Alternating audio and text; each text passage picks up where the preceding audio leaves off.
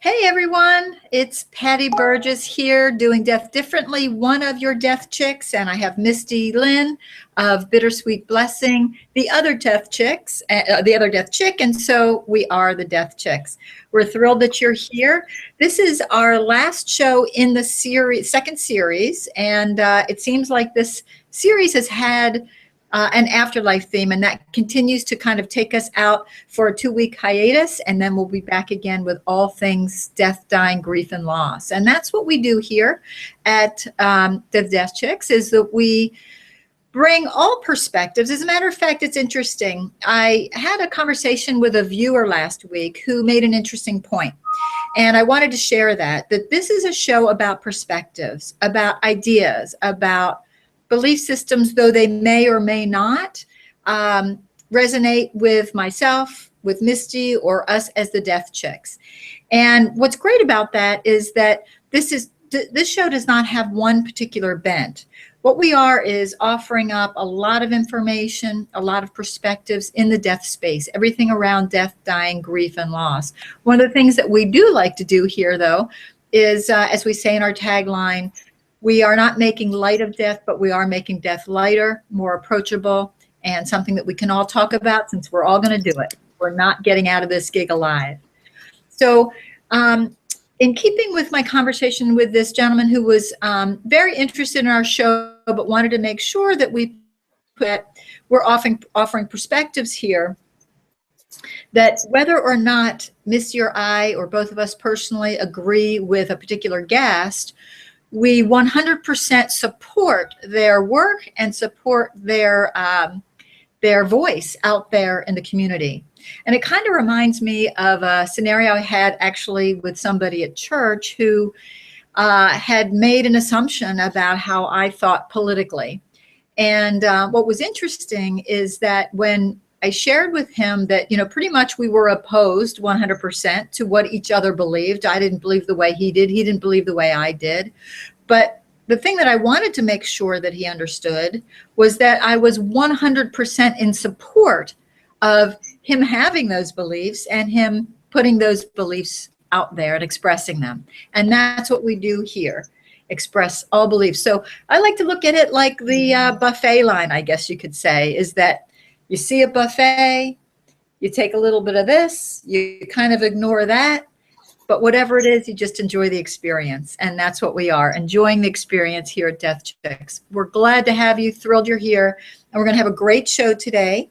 Misty's going to be introducing our talk. Well, actually, I'm going to be talking a little bit about the program we're doing here, which is the book club, The Afterlife of Billy Fingers.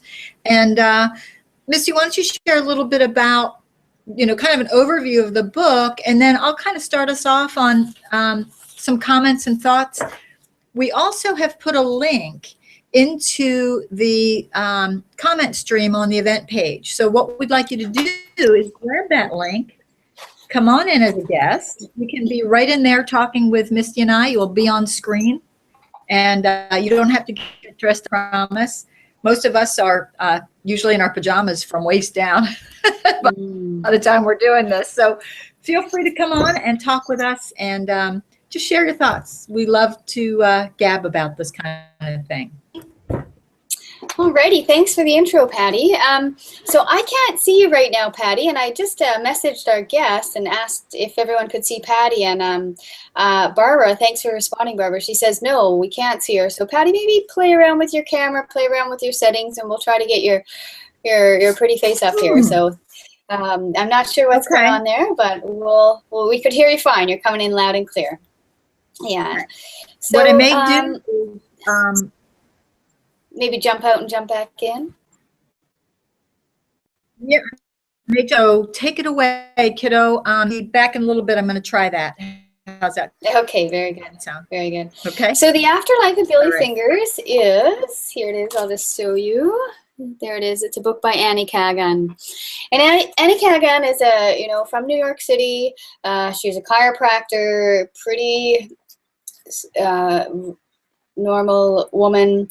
Didn't really believe in this kind of thing. Her brother, about 20 years older than her, died suddenly in a car crash. Her brother had a troubled life ever since he was young. Always a charmer. Annie always loved him dearly, but he had trouble with drugs and the law, and from a typical perspective, he didn't have a very good life. And after he died, he started talking to Annie, and she could hear his voice, she could sense him, and she thought this was very strange, and it frightened her, and she was continually looking for proof because she really didn't believe this was going on. And the book is her journey with these visits with Billy. So there's an excerpt that I'd like to read. Oh, there's Patty here now. So in a nutshell, the book is her exploration of Billy and what he's experiencing up there. So the book is about half Annie and half Billy, because she's writing verbatim what he's saying to her. And I found it very fascinating because what Billy shares a lot about is what he's experiencing.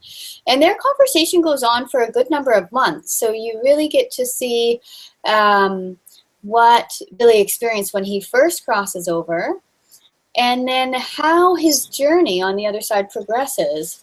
And I find it very fascinating. And throughout this, Annie's still looking for proof. She's still not really sure that it happens. The excerpt I'd like to read is her just saying, sorry, Billy. It's about halfway through the book. She's like, I'm not going to write this book for you, because he's encouraging her to write the book. So there you are, Patty. I'm so glad I can see you now.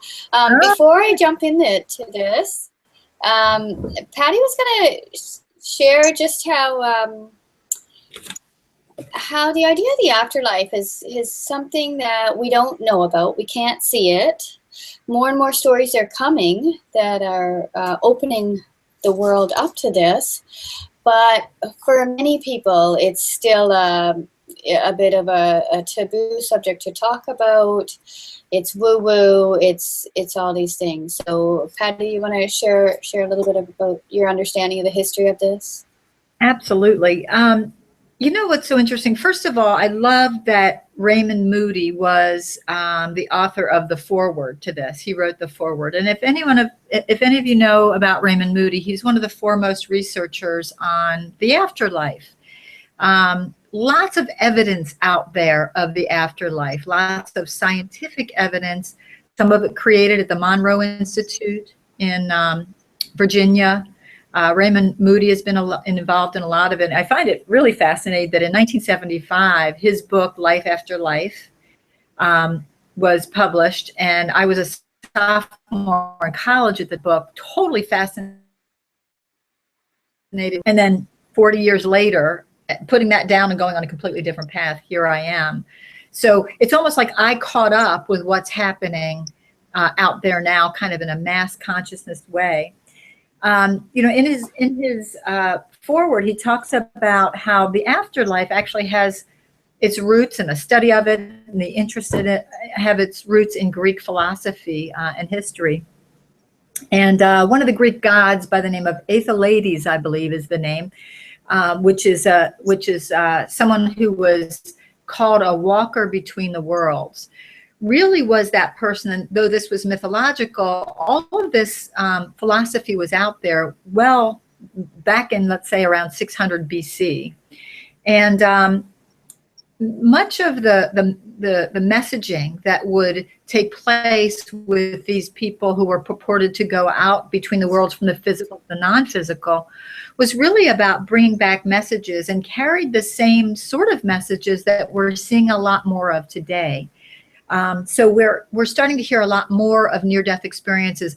I feel like I hear about them all the time. It's all over the place, but maybe it's because we're in this death space. But I think in pop culture, we're seeing a lot more of it too. Very grounded people. Someone like Anita Moorjani, if you were to Google her, she's got a fascinating story. Eben Alexander, who's a neurosurgeon, a Ivy League school trained neurosurgeon. There's somebody like Brian Weiss, who was a Harvard psychologist. So, you know, all of these people are having these experiences firsthand and coming back to share these messages of the afterlife. And I think it sort of mirrors the message of what Death Chicks is trying to do, and that is to talk about the fact that there's nothing to fear. We know this from our own experiences. I happen to know it from being at the bedside, seeing things that most people can't explain, having my own after-death communications that were very, very comforting, and seeing other people experience those and the healings that take place. I don't say that happens for everyone, but what I find is that, you know, here we are in a space and time where many people who are not kind of caught up to this consciousness yet might either pathologize these experiences, call people perhaps unstable or woo-woo or airy-fairy, yet all of us are having a physical life. We also understand in religion that there's a spiritual essence. I think it's like 95% of the people say they believe in God, yet someone has experience of God, all of us off. So what I love about this book in general, and the fact that it's talking about the afterlife, but it feels very grounded to me because of what you were saying, Misty, that Annie herself was very skeptical. And the only thing one needs to have to be, quote, a believer, I think, is a direct experience. Belief is one thing, but a direct experience is another. And with this book, we can believe it. We can be taken on a fascinating journey or a ride, or we our own experience, direct experience, which will inform our lives. And I think one of the first steps is reading, getting these kinds of stories out to kind of own beliefs, your own fears. And Annie is just sort of a conduit for that. And Billy certainly is the messenger for that. So I wanted to talk about how I find this is very grounded, though many people may find this a very woo-woo topic. And frankly, if we believe we're spiritual beings, whether it's religious, non-religious, but there's some kind of spirit about this, why is it that we couldn't have communication with that? And I find this fascinating. So I'm thrilled that you're here. And I know you wanted to bring up a point about that skepticism too in the passage you're going to read. Yeah, I think it's really great that the question you asked. So many people believe in God or something higher, whatever you call it. Yet the idea of direct communication is quite taboo. And as soon as that happens, well, 50 years ago, you know, there's the hospital, you know, then the white jacket. So, well, this is true. This is it's a reality, and I think it's wonderful that we're having these conversations and that people are exploring. And that's what we're about. We're exploring. We're pushing the edges.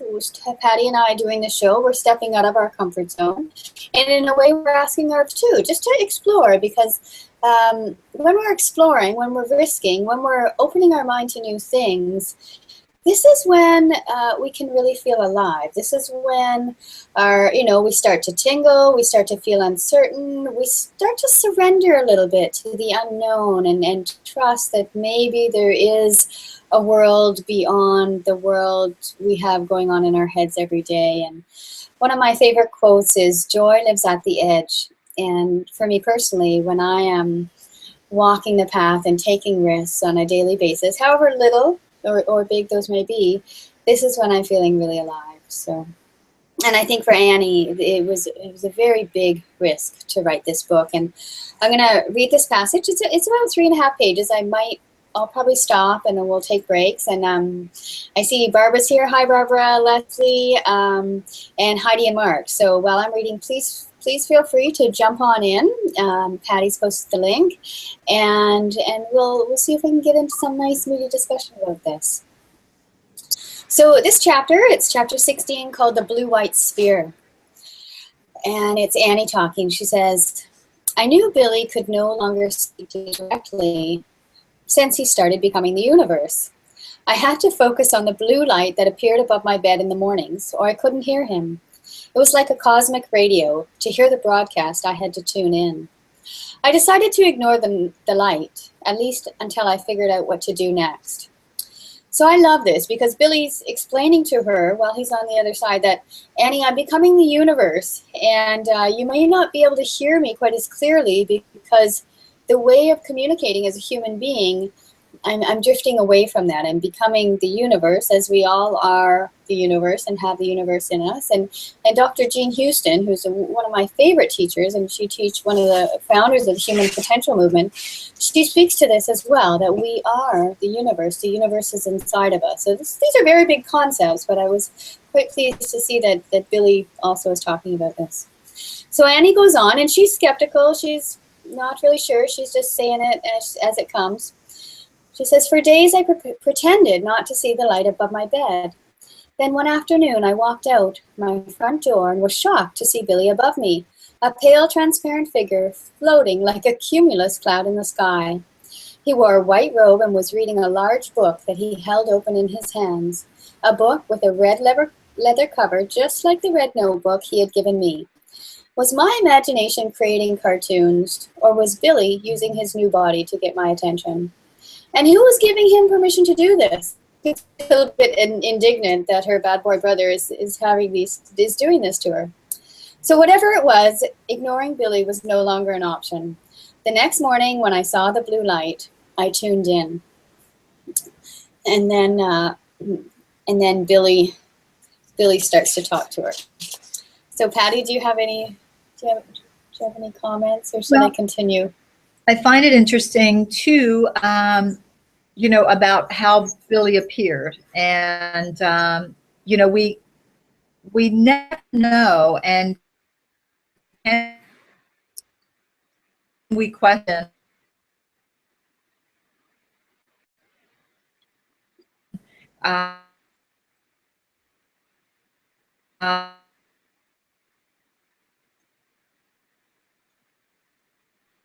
You know, is this true? Is this real? Until I think for us, each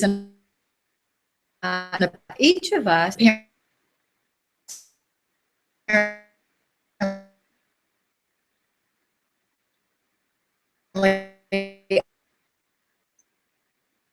up and going to see things. Kind of like, Patty, I'm just gonna. Have you ever look?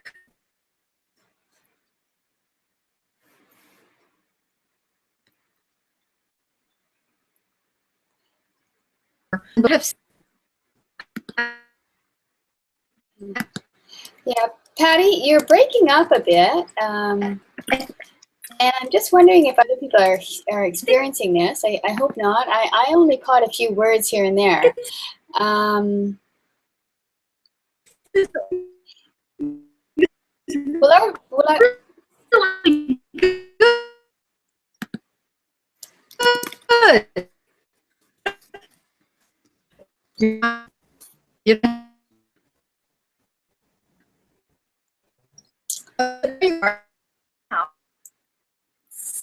Or no, I hear her.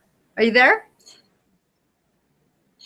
Yeah, here. So you were really breaking up. I couldn't hear you, and I did hear from Leslie that she's having problems with connection and buffering, so she's missing things. And Heidi just says, yeah, you're breaking up a lot. So not sure about that. I think we missed some of your great content, but I'm going to put up this comment by Leslie. It's pretty interesting. Thanks for tuning in, Leslie. She says, we have been instilled with the belief that we do not have the means to communicate that way, that we must allow those who are God's reps to do it only. And we have been separated from the connection to spirit for a long time. We are coming into the way of knowing that we can do this, and spirit is coming through. Leslie, those are really beautiful words. And I think you said that very well, and thank you very much for sharing. There's some big changes happening in the world around this, and I honestly think that that's why I'm on the show right now. That's why Patty and I connected, because you know, as Patty always says, it's not like you wake up one morning and say, I'm going to go into the death business. It's a calling, and it's something that, you know, must have called to me deeply and to Patty deeply too, or we wouldn't have this show called the Death Chicks. So thanks. And I do think spirit is coming through. Spirit is coming through, however that is. And the beautiful thing about it is that it's different for everyone. Everyone has their own personal connection with spirit, and that's to be honored, whatever it is and whatever way it comes through. So I'm going to go ahead and read what Billy says. So Annie tunes in. So Billy says, thank you for honoring me by finally sitting down at your computer to write my words. Billy really wants you to write this book. Were you surprised to see me in the sky yesterday with the red notebook in my hands? Having my new body does give me certain advantages. And he laughs. He was quite a jokester in his life on Earth. How can I describe the blue-white sphere? Picture your own sun blazing about 20 feet above your head, so big it covers the entire sky. This sphere is made of light, not fire. And instead of being yellow, its white core turns sapphire as it radiates out. It is so powerful that if you were anywhere in its vicinity, your flesh would evaporate in a nanosecond. Since my body is made from its light, it's not a problem for me. All the beings on earth carry the light from this sphere within them. That's why spiritual philosophies say that we are one. Where I am, this isn't just a theory. I see the blue-white light everywhere, in everything, in me as well as in you. The light from the sphere propels your soul into your body when you're in the womb. It then becomes the invisible force that gives you life. And when the time is right, the same light launches your soul right up into the healing chamber at the moment of your so-called death. And just like me, one day you will get a gorgeous new body made of the light from the blue-white sphere. Then instead of carrying the light inside you, the light will carry you inside it. That will happen when you're living where I am now, in a realm that has no shadows. Now this next part I find very interesting because he starts to talk about life on Earth. And I can see how this, his experience of the blue-white light may be different from others' experience on the other side. But there does seem to be a theme with this light. So Billy continues, in your world, as the earth moves around the sun, there's nothing but a shadow for a good part of the time. The mystery of life on earth cannot exist without the shadow element. You cannot have the sea without storms, the earth without quakes, and the wind without tornadoes. On earth, when the light rises, the darkness comes with it. Where there is light, there is shadow, unless it's midday. But it can't always be midday. Princess, that's as he endearingly calls her. It can't always be midday, princess. And sometimes darkness is okay too. Don't overlook the riches contained in the darkness. Life's very temporary, so don't let time just pass. Let the moments fill you, the ones you judge to be good as well as bad. So I love that Billy talks about the darkness and talks about honoring the darkness, because that's what my journey and my work is about. It's bringing people to the light within the dark. So seeing the richness and the visceral human experience that we can have, that we can feel when we're in these times of darkness. So I'm not sure what's happened to Patty. Oh, there. Maybe she is there. If there's any comments, we'd love comments. And Heidi, if you want to jump on in. Oh, there's Patty. Hey, Patty. Oh, and she's gone again. Oh, there you are. Hi. Yeah. I'm back. Can you hear me? Oh, there you are. Yeah, I think. Can you? I think these veils are, you know, you're jumping around, you're in and out, you're on the other side. It's almost like you're Billy today, Patty. You're popping in and out unexpectedly, and not quite sure if you're there, if you're not there. I'm totally solid. Thanks for hanging in there, Misty. I really appreciate it. And you guys, I apologize. I tried to get back in and out, but if you can hear me now, I know when I left you guys, you were talking about the walking between the worlds with Billy. So I apologize. I missed some of it.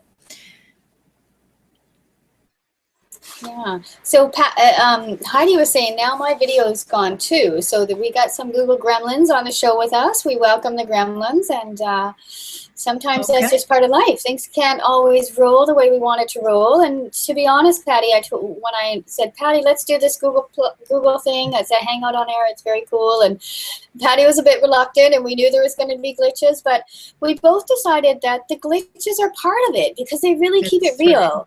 You know, when you're on the TV, there's editing, but this is real. This is what's going on, and we're here and we're doing it. So, and you're here too. So thanks for that, Leslie. I just want to.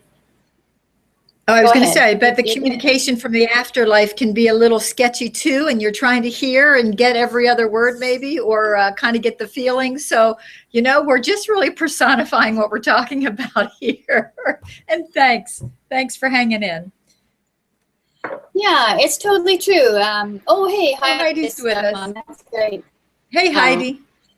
Hey, we're here. Hey, Heidi. You're there. Thanks. It's great to see you. Hi, Mark. Hello, everyone. What did I miss? We're not prepared in our settings for Hangouts. We're just in our private mode just now.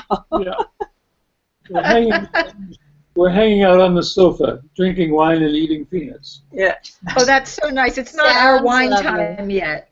Let me see if some more light here. We've tried for a little more light. They say it's 5 o'clock somewhere, so it's certainly after 5 at your place, I'm sure. Yes.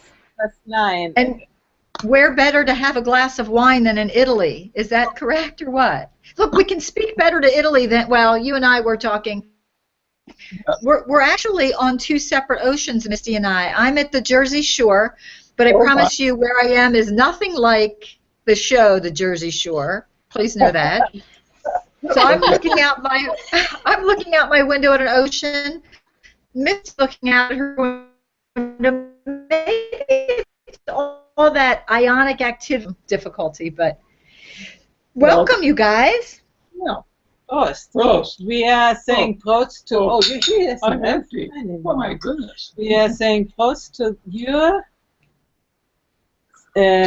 transmission because I think it's so important. Yeah. It is so important that you do that, and we enjoy to be able to be here today, and we are so decided or dedicated to bring this topic out and help you to go ahead because. We really think that death is an integrated part of life. And what you read just now, Misty, it was very inspiring. I'm a little bit drunk, so you don't do it. Well, you know, it's so very nice to have you guys here. It's lovely. Really, Heidi was instrumental in helping us get this show rolling, so we're forever thankful for her. And I love that Leslie, this is Leslie's, what she has to say about it. It's wonderful, Leslie. The joys of a technological, theological discussion with chaos on the side.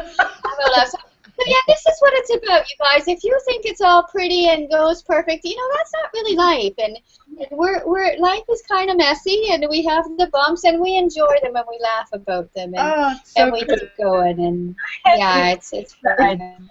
You know, I thought when all these breakouts were, this is a sort of a resistance that this topic comes out. And I think it's very nice that we overcome it. You are here again, Patty. Yeah, that's right. Oh, and look, there's Julie. Hi, Julie. Hi there. And you know what? Hi, Julie. We're so glad you're here. You know what's funny? When you said that idea about you're here again, I think I've recycled probably 1,000 times. This is like my third life on this half-hour show alone, but I am sure I've had many other past lives. And so, you know what, all this technological glitch is showing us is that life continues. It continues. I've had many incarnations in the same body already. Yeah, and I would I would really say that technology is sensitive to what is going on. I really believe I believe agree that with too, that. Heidi. As strange as it may sound, there's definitely something to that. So anyhow, I could talk for quite a while on that, but I'll just say point noted. Point noted. And Leslie, I just found out Leslie's in Scotland, so we're having a nice international show here. And we are. And Julie, it's so sweet to see you. Yes, Julie. I'd love to have you here with us, Julie. So why don't you take a moment and share? Nancy? She looks like she's smiling away. She's having another maybe incarnation. Maybe she knows. Oh, look, she's two. Julie, you're two. Universes. Oh, my goodness. Parallel universes. See, you exist in two places. I was in two places at once? At the same time. And you know, there's in this excerpt I'm reading, it talks about that. Billy, I'll just paraphrase. Billy says, you know, what's the quickest way from A to B? You think it's a straight line? He says, well, no, you're actually in both places at the same time. So there you go. Now, I as much as I'm loving this silly conversation, it's so fun, and there's depth to it too. I do have another commitment, so I'm going to have to scoot soon. So if I jump off, I'm going to leave it to you guys to roll on with the show. That sounds good. That sounds good. Actually, this is the juicier part of the show. Everything else was just anyway. And Heidi, if I could get, I'm too far away from the computer to leave it right now for my wine, but that's great. So Julie, share with us what's happening with you and your thoughts about life, afterlife, and all that. Well, I haven't read the book yet, and I'm going to, so, you know, I'm real excited about that. And I'm sorry I wasn't even here for the first half of your conversation. But okay. What do I think about that? What do you think about just all of it in general? I mean, you've had some pretty amazing experiences with your dad. Yep, I had a very mystical dream that had to do with my father, and I've been reading recently something that's quite fascinating. I haven't read much of these before, but there's somebody called Tom and Judy that have these. They deliver. Tom Kenyon, I believe is his name. I know Tom Kenyon. Yes. He delivers. Tom Kenyon. He does also and crystal bowl music. Really beautiful. Okay, I didn't know about that. But he delivers this Hathor planetary message, or do you know what those are about? No, it's just interesting because when I was living in Atlanta, I saw Tom in a really small group. There were only like maybe 10 of us, and he was doing his chanting and his singing with the crystal bowls.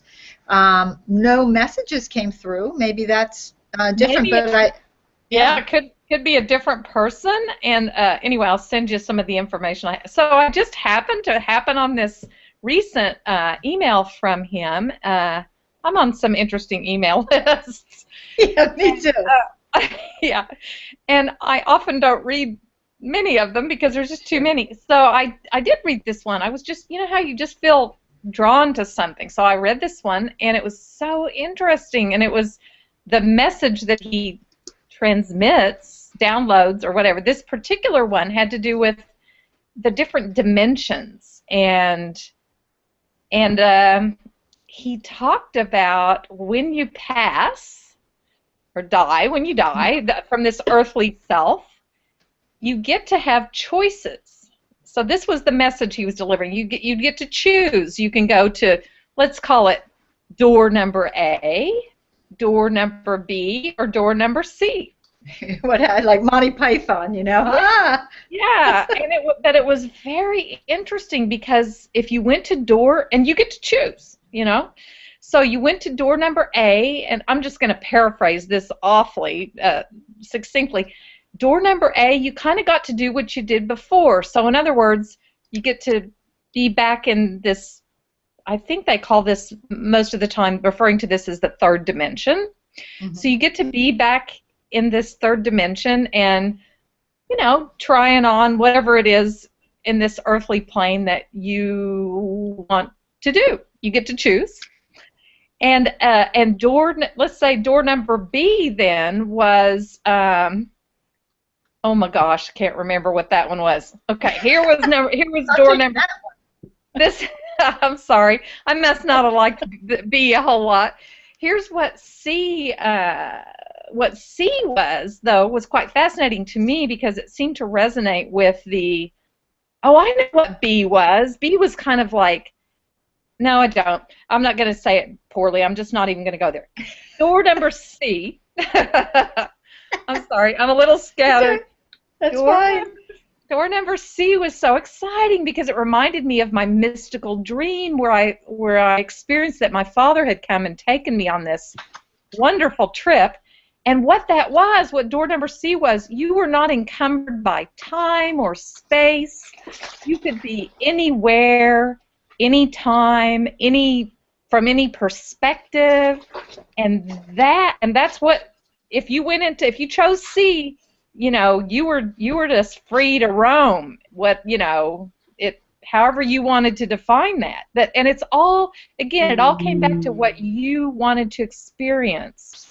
Like a real explorer, almost an explorer. Yeah, you know what? I do kind of remember what B was now. B was more about, in B, you might meet the people you knew before, and you might experience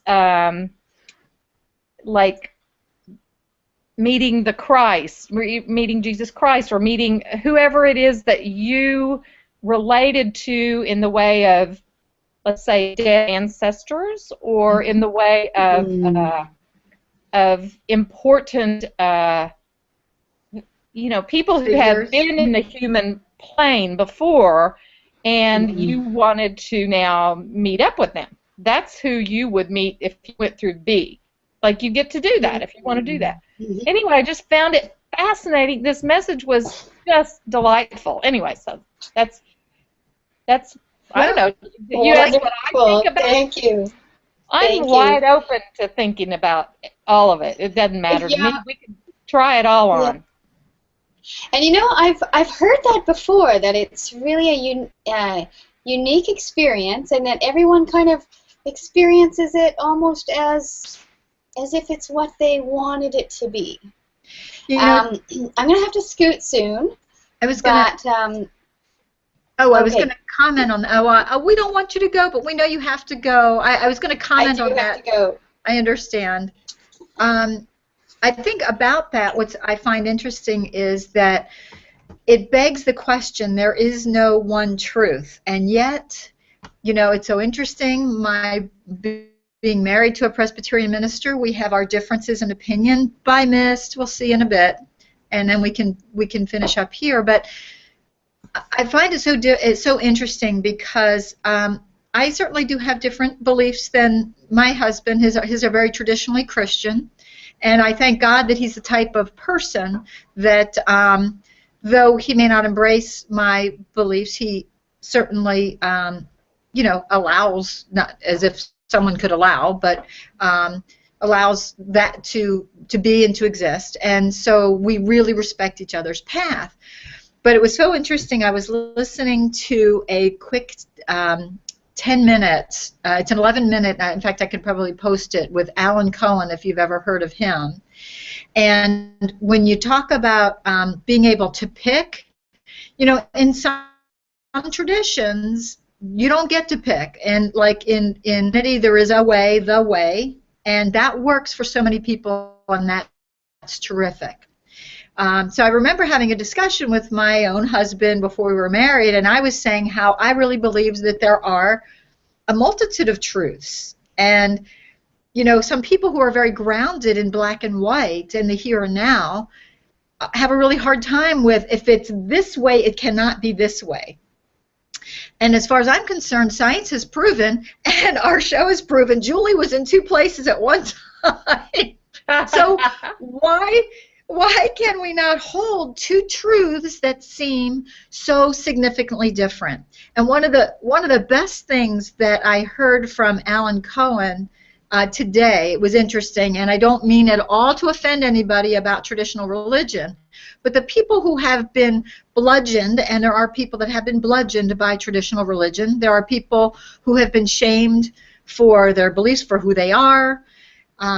Again, please know it's not, I understand that traditional religion has done beautiful things for so many people, but these two quotes I found were funny for those people, not funny, but interesting for people who have had those really tough scenarios. And one of them was the two messages that this one gentleman got or was relaying was, one is that God loves me, and if I'm not good, I'm going to hell. God loves me, but I could go to hell? I don't know. And the other one was, sex is evil, dirty, and you shouldn't be thinking about it or doing it, but save it for somebody you love. Those are some juxtapositions there, aren't there? Aren't they? So yeah. What I find is funny is that some people, sadly, because I don't think anything is the whole of anything. Like, I do not think that traditional religion is bad or good or all this way or all that way. I've seen some incredible, beautiful things happen for people. People's lives have been saved by traditional religion, by Christianity, and some traditions.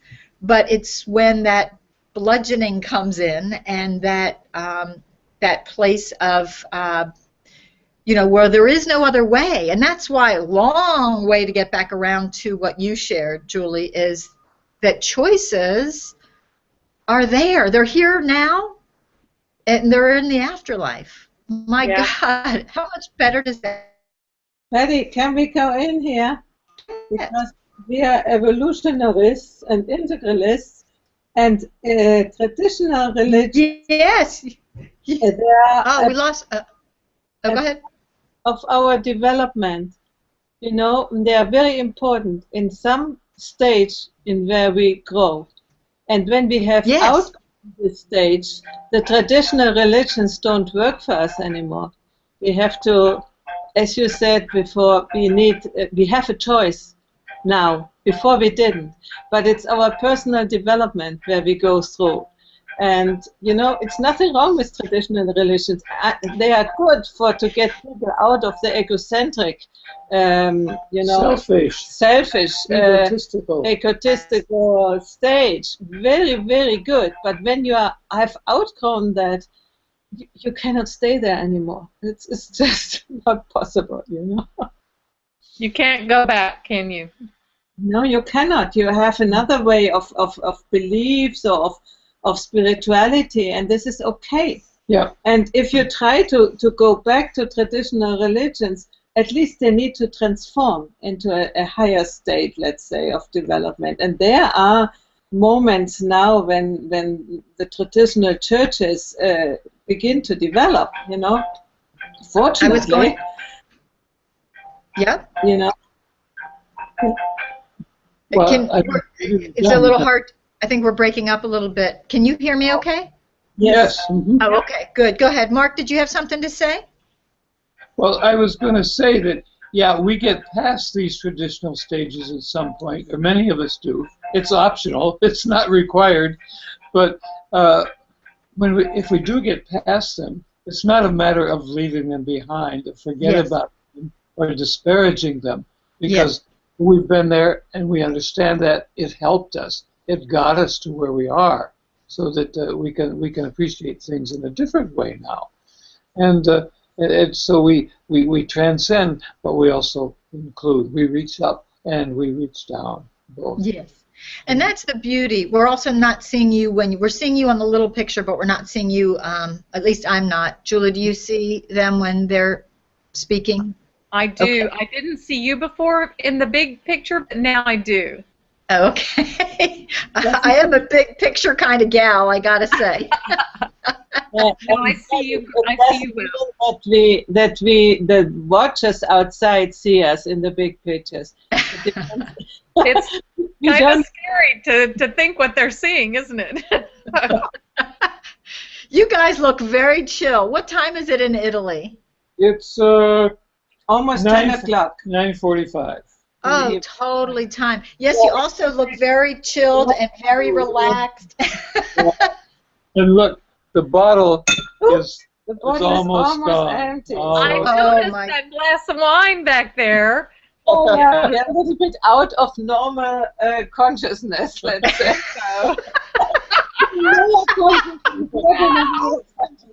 Patty, we got to come up with some, get our champagne glasses going or something. I know. I don't have. Well, it's only 3:40 here. I suppose we're supposed to legally wait till after 5 or something.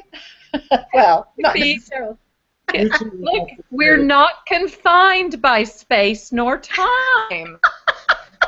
Oh my gosh! Thanks for the reminder. It's our choice. I was being a conformist, which is what I've spent most of my life trying to break out of. And see, I just automatically rolled back into that.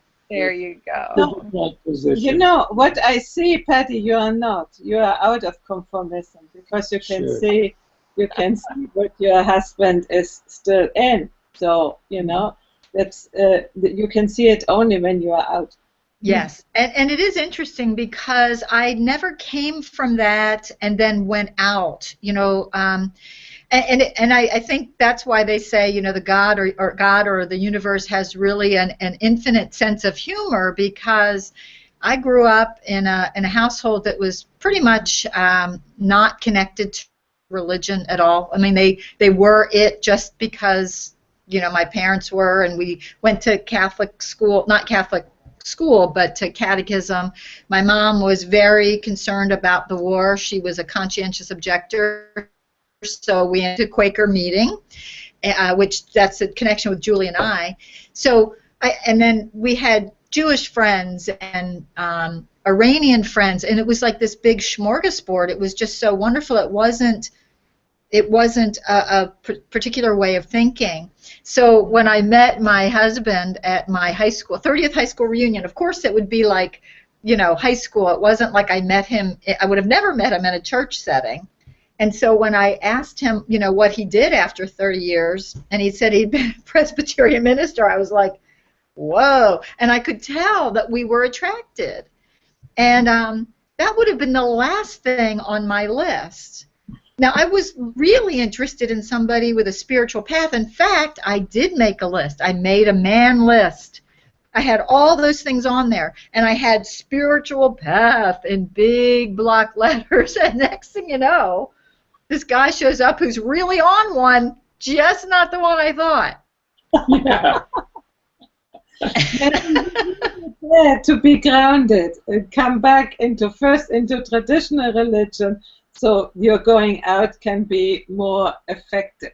Well, it's funny you say that, because part of this experience, though at times I will tell you there's no doubt that not only in a marriage but also in a ideological conflicts, in the beginning we kind of had our conflicts, but there still was always a great respect. I mean, now that I'm like a minister's wife, a preacher's wife, which is so funny because people from my past slap their knees and go, no, I can't say it isn't so, In fact, my friends in the South, when I met him and went back down, they were, some of them were Baptist, and, who I worked with, they were like, you sure would need a man to bring you to God. I was like, oh, okay. So... But what, the one thing I will always respect about Skip, my husband Skip, is that he said to me, I said to him, listen, I knew we were getting close. I said, if you're looking for a good Presbyterian girl, I am not it. As a matter of fact, I want to go visit an ashram and hang out and burn incense and all that. He said, well, okay, but what's an ashram? Which was funny. And then I said, I'm not a good Presbyterian girl, if that's what you're looking for. And he said to me, who am I to say how God's going to show up for you? Oh, great. Mm-hmm. Nice. And I said, I could marry that guy. And, there's times where, and what's really great about him is that since we've been together, he has really expanded his view on a lot of things that I never thought he would go towards. And frankly, I've expanded my view on how angry I was at traditional religion, because I only saw the parts that were really bludgeoning. And I have gotten to see the parts that are really beautiful. And in my husband in particular, he had this idyllic experience with the church, as many of his friends did, and I never met those kind of folks. So talk about expansion. It wasn't the expansion I wanted. I wanted to like go off, well, I'm still going off to travel to planets with my out-of-body experiences, but I wanted a different kind of expansion, and I got the one I got. You got the one you got. Good. I'm curious. What is it like being a minister's wife socially? You know, you have to prepare events and and be a certain way in the community. No, well, you know what? What's also really good about Skip is he had shared with me. I said, so yeah, because I asked those questions too about a preacher's wife, and it's funny because I know nothing of like church protocol. So like when people were wading through a whole stanza or a whole first line, I'm standing up. People are saying, don't stand up here, and I'm going, no, you get up, come on up. I have people getting up, they don't know what to do. So I've got them all like, oh my God, what's happening? So, he said to me, look, your only job is to support me and love me, and anything else you want to do is gravy. So I don't get involved. I'm not in the choir. I'm not in all those things. I show. Choir is good. Choir is good. Choir's good, but singing in the choir. But you don't want me singing in the choir, honeys. No. You don't. No, I'm so atonal. I teach. It's not possible that somebody cannot sing. This is my deepest conviction, and we do some lessons, okay? I can sing, but on the scale of badly to goodly, we might be on the lower half. I don't know. Okay, here's a topic for the Death Chicks. All right, I want to hear. Learn to sing before you die. Yes, because you have to sing with the angels then. Yes. Okay, that's good. I should do that. Now, I will say I do sing with headphones, and I sound magnificent, baby. I sound really good. I rock it out. I do shower concerts. Yeah, shower concerts. That's good. Or in the car, drive by. I'm on. Yeah. Car stage. I'm on it. It's funny, Mark, to answer your one question real quickly, what's it like? I don't, now we do live in church, church housing, which is a beautiful 250-year-old Revolutionary War, what they call a manse, which is like a rectory for the priests, but in Presbyterianism it's called a manse. It's 250-year-old stone center hall colonial, 8 fireplaces, only one of which is working in the kitchen. So it's a gorgeous place, and occasionally if I'll do Christmas time an open house or something like that. I haven't done that in a while, but you know what, my big job is really just to love like the parishioners. Now I will say I'm great when it comes to sick and dying, and we've got a good number of people that are elderly. I am like the gal to call. I love visiting and hanging out, and in fact I think I'm getting the moniker of Death Angel, because there's been about 3 or so people that have I've been the last one they've seen before they died. So it's kind of like, oh, well, if it's any consolation, I'm at least closer to Skip, and Skip is, one of God's crew. As Skip says, Skip is my husband's name. As he says, I can't send anybody to hell, but I can make recommendations. So, yeah. But what I do pretty much is I love on the people there. I tend to know everybody's liver problem, heart problem, shoulder problem, and I know about their pets because I'm not a bio mom, so I know about pets. So I hug everybody on the receiving line and ask about them, and it's lovely. It's lovely, and where I don't want to get involved with a dogma, I don't. And if somebody asks me or assumes, like many of them do, assume that I believe a certain way, I'll just, if it's an older person who I know does not want to engage, just wants to speak, I let it go. If somebody really wants to engage and I don't agree, I say, you know what, I struggle with that because, and here's what I think. And I don't hold anything back. And you'd be surprised. It's interesting. Good. It's interesting. We got way off the subject, didn't we? No Yeah. way. It's all on the subject. That's true. That's true. And you know what? Now, Julie lives in Canada, but Julie's dad went to the same. This is so wild. Julie and I connected over the internet, not knowing each other, but we were both in this death space. Julie's dad went to the same Quaker meeting that I went to growing up, Abington Friends. Now, how was that for when he was born in what, Nebraska? No, he was born in Philadelphia. He was born in Philadelphia. Okay. But he died in Oklahoma. That's right, because he went back out there before. I'm sorry, I got my facts confused. I keep saying to Julie, it's starting to get. I'm at the Jersey Shore now. It's really starting to get nice. It's about 75 today, but I wanted to go over, and your dad's buried there, right? He's buried in Abington Cemetery. Yes, right behind the meeting house. It's such a beautiful location. Yeah. I'm going to go over, and the front of Julie's book, and I so recommend Julie's book. It's called Daddy, This Is It. And what's the tagline? Being with my dying dad. Being with my dying dad. But the picture, like, I was so drawn to this, and actually that was a while before I connected it. We connected, Julie gave me the book, and then life got really kind of hectic, and when I got back to it, I was really drawn to the cover. I had no idea until later on that it was at the place where I went to Quaker meeting when I was in 6th grade. I mean, the serendipities are just amazing. We may have even met. It's possible, because I went there too a few times. You know. Wow. Anything's possible. Anything's possible. Well, I hope someday that we all get to share a glass of wine and enjoy each other's company in person. It would be really terrific to do that. So, but anyway, here we are. I thought it was going to be a shorter show, but it's been a lovely, lovely one. And I'm going to start to wrap it up. I just want to share if anybody else has got anything going on. Julie, tell us what you're up to, and share with everybody where they can get in touch with you. You've been such a supporter, and we just love, love, love having you hang around with us. I'm so tickled you let me jump on here so often. And, with no preparation, you don't know what I'm going to say or do, We have no idea, but we love that. Yeah. No, the Death Chicks rock. I don't know what's new. Well, okay, so anybody who wanted to find the book that you mentioned, it's available on Amazon and on Create Space eStore.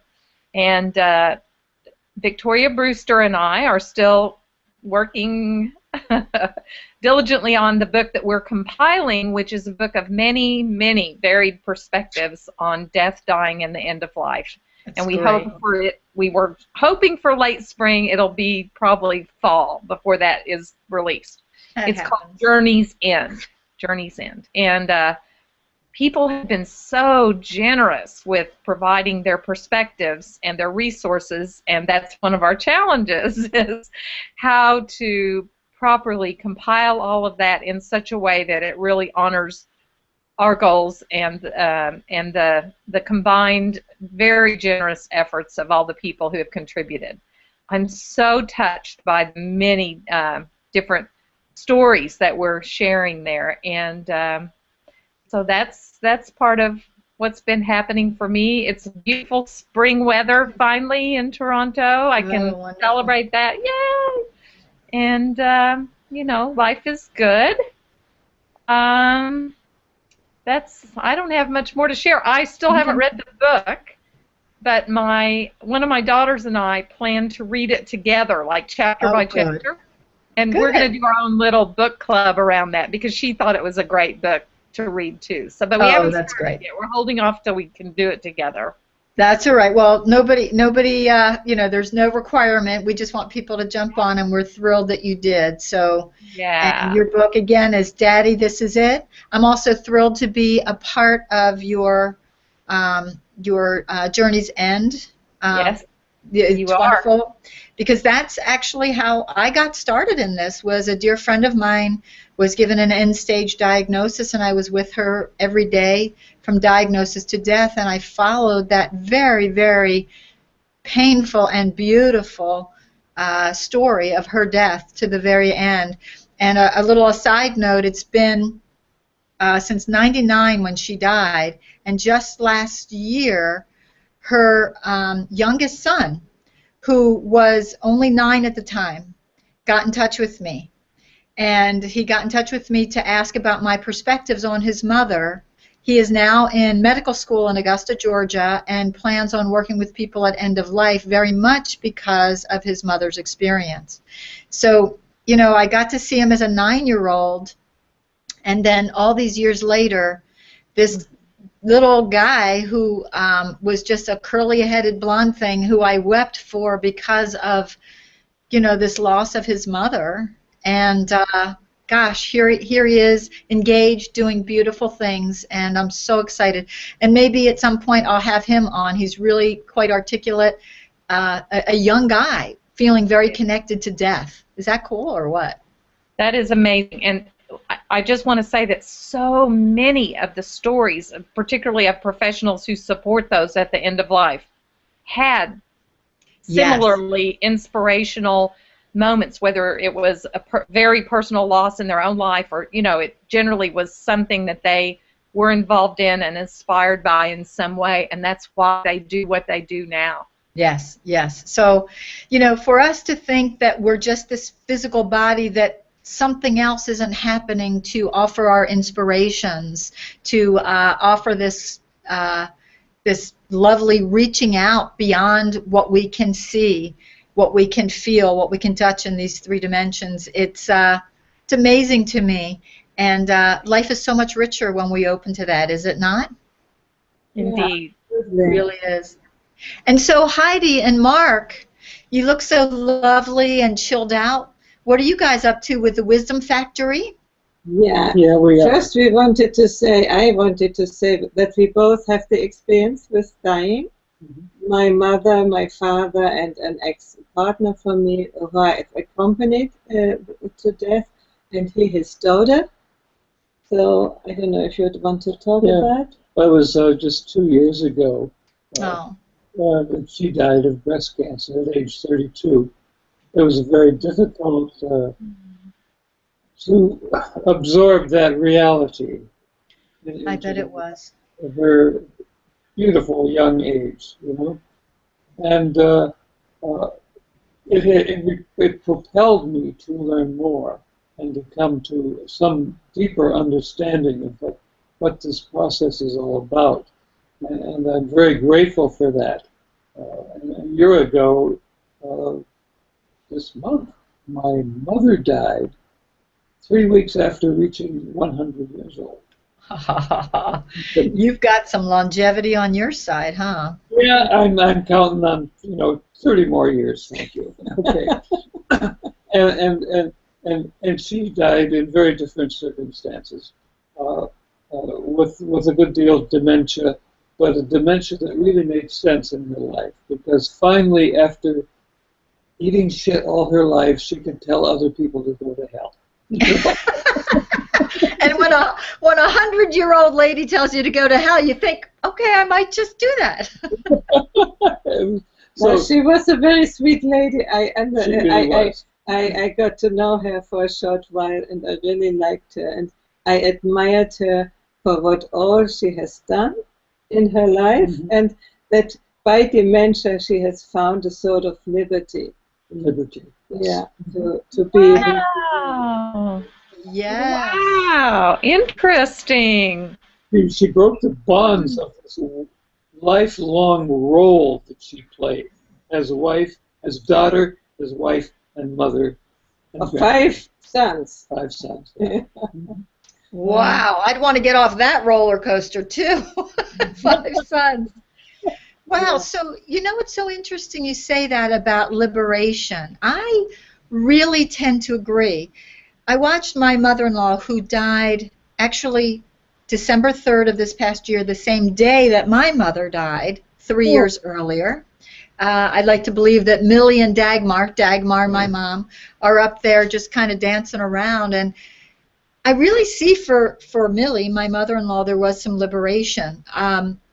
You know, there was such a very specific role that she played for everyone, and it was this sweet little Millie. Well, Millie got a little mouthy sometimes. And, you know, I think some people were shocked, and I secretly was going, yes, because, you know, there are some people. Millie was your typical Presbyterian church lady who played the organ, who was very involved, who, when I asked her, I just loved this answer, when I asked her when she heard that her son, Skip, my husband, was going to Princeton Theological Seminary to be a minister, I asked her what did she think. Her answer was, and she looked heavenward and she said, I felt like Mary. And I thought, oh my God, isn't that beautiful? Like she just, the whole experience of it. Yeah. But so it was all so much her very role. When she got out of that role, I used to see her, we'd be Skyping with her when my in-laws used to winter in Arizona. Well, she couldn't really talk anymore, but she was sitting in the background, and I'd see her going like this to her husband. I'd see her telling him off. I'd see her all this stuff, and I thought, you know, dementia could be for me too, because you can just say what you want. Everybody goes, don't worry about that. Yeah, it was a little harder to see cancer as the logical progression of my young daughter's life. Yes, I bet. But I think there is a connection with the way she grew up and the burdens she put upon herself and her expectations of what life should be like and how difficult she made her life be. You know, and it was cancer was like saying, I'm sorry, you can't do that. And you think that was part of the experience for her on this go-round then? Yeah, she just couldn't do it. What she wanted to do, reconcile the unreconcilable things. Sure. She couldn't make it. That's my opinion. But you know, it's what you said before. It's my question. We were talking about afterlife today. So many people think when they die and even when they do suicide, everything would end. But there are other people who say it doesn't end. You just take it over. So what is your opinion about that? And you're talking about the take on the afterlife, whether things end or... Yeah, that things don't really end. That is an illusion that when you go out of life, that this is the big liberation, and then after there is all peace and everything. But there are people who say that you take the same problems over. You know, you are not free of everything. It's an illusion. So suicide is not a way out. Exactly. And I don't think it's, in fact, I was just reading a bit about this, and there's a gentleman who hosts a very interesting show called Afterlife TV. It's a YouTube, and I think it's afterlifetv.com.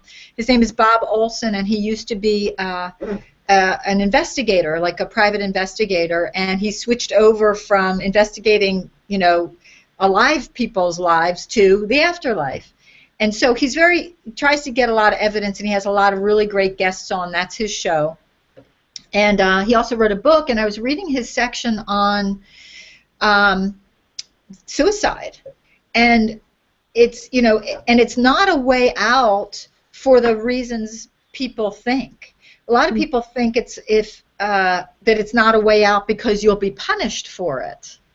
Well, you know, there is a certain belief system, and if you choose to adopt that belief system, you know, maybe that's what you'll experience. But my guess is even those people that adopted that have gone over with a near-death experience, come back and shared with us that it wasn't punishment, it was enlightenment, it was education to see what affects your suicide, or not, well, not in the case of suicide, but what affects your death or your life or your experiences have had.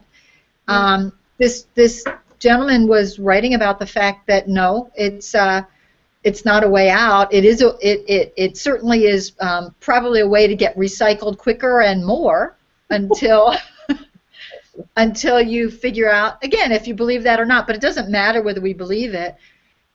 But his contention, my personal contention about having these and getting back into not only studying but creating conscious out-of-body experiences, when I have done them, I have been completely lucid, but I've been there without a body. So if I can do that in a conscious waking state, what would make me, and even though I haven't explored as much as I want to yet, because it's new again from 30 years ago when I shut it down, but that to me is evidential. It's like if I can be somewhere very lucid and come back with that information without a body, isn't that just preparation for when my body is permanently gone? And to me, that's exciting. So, yeah, I think that we keep going on, and according to many people, we keep going on with the same personalities. It's damn. So yeah, now you can do a lot about that. And what's interesting is, if you listen to, there's also another guy by the name of Bill Buellman, who is fascinating. He's been having self-determined, or I guess self-directed, lucid out-of-body projections, ones that are self-initiated, I guess you would say, for 40 years. And it's very specific ways in which you can do that. Many of the things that keep us all from doing it, me included 30 years ago, was, but a lot of that is, working with that and trying to get over that. And he talks about that a lot in his book. But, he talks about the fact that it's so important to do this. It's so natural. In fact, it's unnatural to stay in our bodies. And though we don't know it, we all go out of body when we sleep. We all go out of body. If you've ever had that experience of kind of falling and like a clunking sensation, they'll share that is your body kind of reconnecting, that we really are out, and we learn a lot. We just don't bring it back to us. And partially that's because of belief systems. It's partially due to our lack of interest. And when you decide otherwise, these can be very lucid experiences. And all of what you find out there from what they say, it's a projection of us. So, and it's a very thought-reactive environment, something where it makes you realize that we have a little buffer from time. If we had thought-to-hand manifestation in this physical dimension, it would be bad news, because I think about some of the thoughts I have, and if that happened to manifest right in front of me, like, watch out. Like, we all have crazy thoughts, right? Well, without a body, and I can tell you from out-of-body experiences that happens very quickly. So it is very important to manage your thoughts, but none of it will hurt you. It's just your thoughts. It's just a matter of which ones you want to think. So... yeah, and so we come back to what we do in the Wisdom Factory. We try to bring a new way of consciousness into the world. And this is part of it, that the thoughts are determining, and we are promoting what we call the integral worldview, where you can see from many perspectives, not only black and white, but the more perspectives you can see one thing, the more you know about these things. And we are sort of promoting that and inviting people to see what other people within this perspective are creating. Right. So that's our goal. It's fascinating. How often are you guys on? When is it a weekly show for you all? At the moment, it's a weekly show until the half of July, and then we have a break. And then we will continue in October. Isn't this? I was going to say, isn't this the most wonderful forum to learn and to educate and to connect? My gosh, it's wonderful. Yeah, and I want to come also into our community. I've created a community about 2 weeks ago, and I hope that it will go on to talk about these things, about the different views on life and on death. I include always death, because for me it's part of life. So, it is part of life. Yeah. I still have a little bit remainder of fear of it, Yep. But only in a certain, when I'm in a certain consciousness, when I'm in the other consciousness, I know that's okay, you know, because I've seen that.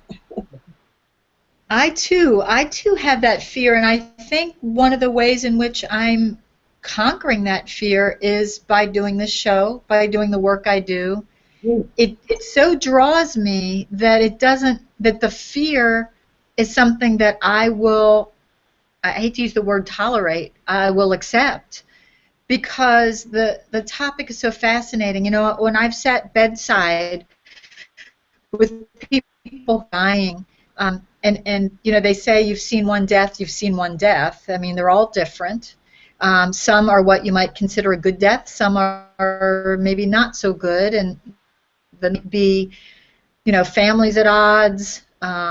Generally, in this country, we can manage physical pain. Not so in other countries, and that's a big concern of mine, because pain changes everything as to whether, you know, an experience is good or bad. But you know, you mentioned about people thinking that they are only here and that when they're dead they're gone. I think I mentioned on one or more of the shows that that was my mother. My mother was a confirmed atheist, though very honoring of all people's beliefs. She just felt that for them that was what they needed, and for her she didn't need it. And it's not that I required of her any belief whatsoever, but in the last couple of days, she, you know, she wasn't very able to communicate clearly. She could talk, but you'd have to get a little closer. But in the last couple of days, she started having what we would call deathbed visions. Mm-hmm. And I thought, if I could only take a picture of this and bring her back just for a little bit, so she could see that, you know, all the craziness she thought other people were doing, you know, talking to dead people and that kind of thing, she was doing herself. So to me, knowing my mother, how grounded she was, and even probably a week before she died, and I said to her, Ma, you know, are you excited about hooking up with Dad on the other side? And she looked at me and she did this hand thing. That would be nice, but you know, that's not going to happen. That was a week before. 2 days before, she is, you know, talking to people, looking up in the corner, talking to people, and very engaged. I saw her at one point talking like this.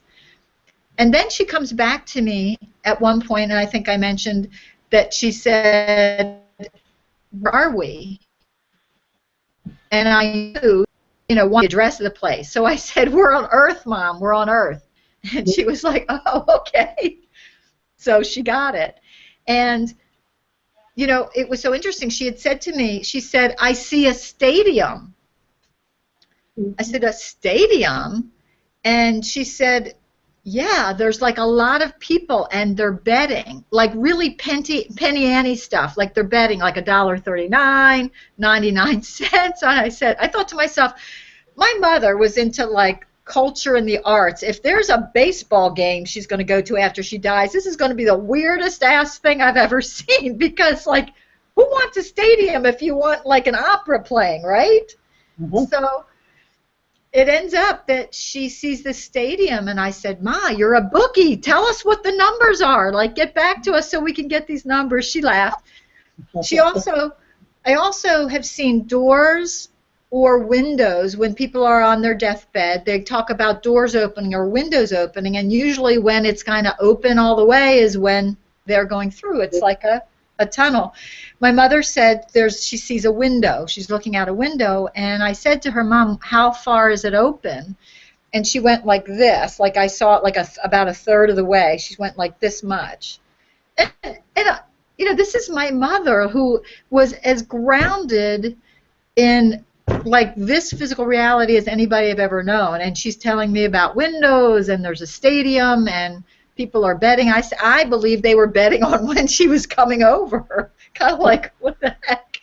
You know, Patty, what I think that death is the ultimate moment, possibility of enlightenment, that you really can understand what life is about and what existence is about. And for me, it has some attraction for that. Yes. If you don't get it in life, I will see it then. You know? Exactly. Beautifully said. Out of that. What's that? I want to have morphium and stuff, not to be cheated out, he said. Yeah, I want to be conscious in that moment. Yes. So. And that's why this gentleman, Bill Buhlman, who's written several books on out-of-body experiences, is that it's really important to cultivate those experiences, because they are like the training ground for that enlightenment and for the lack of confusion when going over. So you hear about people who have sudden deaths, many of them who have near-death experiences and come back and share, but others go over, don't come back, but based on his visits and Robert Monroe's visits to the other side have shared that there's a lot of people that are confused at first and thereby stay in a very close reality to the physical reality. There's many worlds over there, many realities and frequencies. And just like here, there's certain frequencies that we have where we're going to attract certain people and not others. Same thing over there. So as far as I'm concerned, I'm one that really wants to experience a lot. So I'm practicing up because I don't want to be shocked. Yeah. In the Tibetan Book of the Dead, they talk about getting prepared as well. Go ahead. I want to share what I experienced with my mother. After a year and a half after her death, I contacted a clairvoyant, and she said that my mother is still airing around. She hasn't found the place. She is still, and so she did a practice to direct her. And for me, it was real. You know, it felt like it is like this, and it's sort of calm now. You know, so. That's really interesting that you got told that. I'm thrilled she told you that, because most mediums don't want to say that to people, you know? Is, let's say, a shaman person, but she is not a New Age person, you know? Okay. So very, very serious, and she has helped me a lot in the past. And I was asking us another thing, but in some way she said she saw my mother, and she said she is still there. She is still not knowing, you know, but because my mother has tried to avoid death. That death would pass by and wouldn't see her. So when she died, probably she still tried to hide, you know, like I'm invisible. So she was not really aware that she was dead, and she didn't know where to go. And it was fascinating what she did. She has a helper, she says, and he directed her to. And from what I'm told, and from what I've read, and what again, I haven't experienced it yet. I hope I do, because I think this show will take on a whole different perspective if I have, you know, this really intense direct. I do have direct knowing, but I don't have the experience yet out there. So I listen to people who have been doing this for 40 years, and they do say that we've all got helpers. And, you know, at some point we can hide from the fact that we're a spiritual being even on the other side, because we're going to be in a frequency with others who are in the same place. So that confusion, and there's places on the other side, frequency, let's put it this way, frequencies, because it's not physical, where people can get the help they need to help make that understanding come true, that they are dead, and that now, kind of like Julie, as you said, door A, B, or C, we've got choices. But we don't have many choices if we're not even in control of our own spirit body, you know? Exactly. And this is a necessity to prepare in some way, and not just wait until the last moment and then death happens. That's why I'm practicing up, baby. I'm going out on these interstellar trips. Too bad now. Yeah. It's time. Yeah. And I'm getting a completely different relationship with my dreams now. I see them as preparatory in many ways, you know? And what, I'm sorry, what did you, I didn't hear, what do you see as preparatory? My dreams now. Yes, yes. Yeah. They're reframed. Now, with this experience with the death of these two people close to me, I'm looking at this subtle life that I have, the dream life that I have, in a different way. And they're meaning different things. And I'm having different nighttime adventures because of that. Yeah. Are they lucid? Are they lucid experiences, like you would more than a dream? Yeah. Well, like I'm aware that I'm dreaming. You know, I know this is not real, and I'm not very good at directing it yet. But I'm very good at observing. I see myself, for example, in groups of people who are paying absolutely no attention to me. I'm like a ghost in their midst, you know. And it seems like I could say, "Oh, they don't see me because I'm dead," you know. And I'm in this, participating in some events, very kind of anonymously, peeking around corners, not making myself too obvious and so forth. I'm creeping into this new world. This is beautiful. Yeah. You know, Mark, maybe you're, you know, maybe you are having some I don't know, I can't speak for you because you would likely know, but hopefully you'll read some more on this and get some other people's perspectives, because from what I'm gathering, many of the OBEs, or out-of-body experiences I've read about, are where you are participating, and because you're operating in a different frequency, the people or the beings or wherever you are not necessarily able to perceive you. It doesn't mean that that's not real in that reality, and the lucidity with which you bring back this information, hopefully you'll keep a journal and keep track of these experiences, because it's fascinating. And you know, I don't know if you've had any targets, you know, to either meet up with your daughter or your mother, or whether that's comfortable for you yet. But that sounds like it would be very illuminating if you chose to. Well, I had a slight experience of that this afternoon during a nap after lunch. And I'm losing the memory of it now, but it very definitely involved my daughter. I mentioned something to you about it, and I don't know if you remember what I said, but you know, I'm getting more comfortable in this territory. Let's put it that way. Yeah. It seemed, and were you not before? Because it seems like you were very open. I guess open is one thing, experiencing it is another, right? Yeah, there is a difference, absolutely. I've never been opposed to this. Well, I think there were periods in my life when I thought, well, maybe I'm not atheist, but I'm agnostic. I certainly don't know, you know. And so there was some barriers, some resistance, some hesitation, some kind of bringing to some sort of rational judgment to these things, you know, that would prohibit going deeper into it. But I've certainly always been open to other realities, not necessarily death realities, but I mean, ever since experiences in my 20s with LSD. I was going to say, did they involve recreational drugs? Yes, certainly, but you know, certainly open to other ways of experiencing reality. You know, and treasuring those early experiences, though they ended up eventually badly, and I stopped doing it. But treasuring the experiences. You know, it's always knowing that there's something else. Even though I got into great trouble with alcohol, and so